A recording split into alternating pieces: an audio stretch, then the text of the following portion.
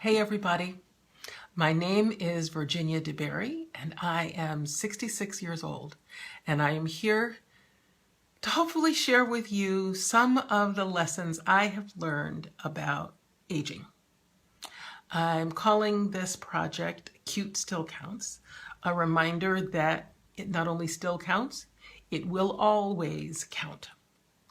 But Cute Still Counts is a series of lessons for living, loving, laughing, and looking great at any age.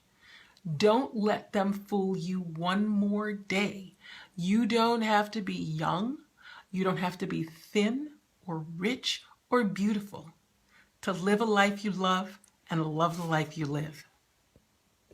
This idea first came to me, maybe a decade and a half ago. I was approaching my 50th birthday and I was so excited about turning 50. I just felt like I was entering the stage of my life where things were just going to be terrific. I was totally geeked about this aging thing. And people, both friends and family and strangers, couldn't seem to wrap their brains around how I could be so happy about reaching the big 50. I think that some of them were just confounded and some of them didn't believe that I could really be this happy about turning 50, but I was just looking forward to it. It felt like I was on the verge of the next great adventure that life had to offer, and I was truly, truly excited about it. So depending upon who asked me and where we were when they asked and what my mood was at the time, I would give them one of my little life philosophy spiels, serious or funny depending on the mood.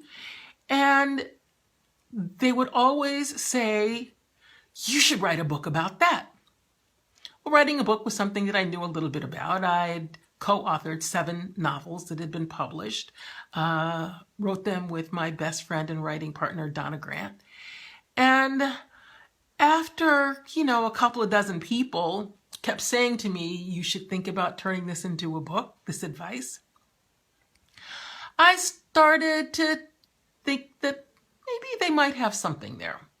So I sat down at my computer and started to put together the outline for what I had hoped would be a new kind of writing project for me, nonfiction work. After 7 novels, it would be a new kind of storytelling.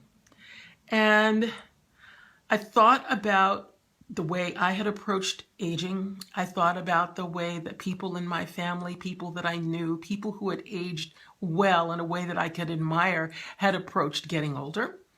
I also looked at people that I knew were miserable in their lives every day, miserable about getting older, and wanted to include that point of view as well as about what works and what doesn't work as you are approaching those numbers with the big fat zeros at the end.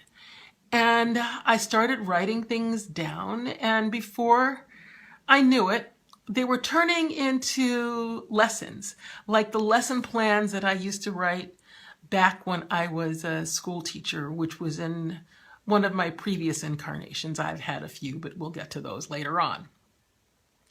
And these lessons started to take shape and to feel like this might actually be something that I could sell. And might help people even more than that. And I wrote these things down, created a nice little book proposal, submitted it to my agent who thought it was great.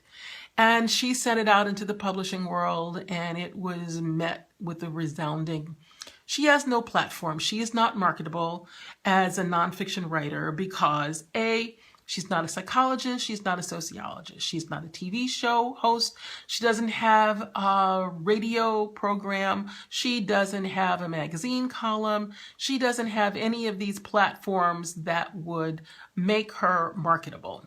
I'm not famous for just being famous. I wasn't really famous for anything."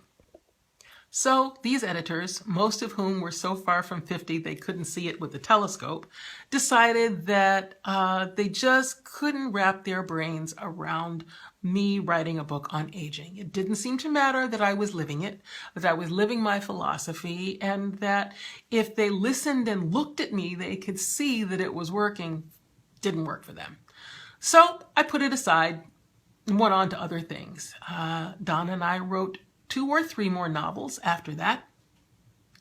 And then a few years ago, I tried to get it published, and actually it was being published through a website called A Chapter a Month. It was serializing books, and I thought that I could get out my lessons a few at a time and hope that that was a way to reach the public. That didn't turn out quite the way I wanted it to either. So here I am back at the starting line, working on yet another approach for getting these lessons out there, for sharing what I have learned, not because I want to be an expert, but because I just want to make it easier for anybody who is struggling with getting older. Cute still counts.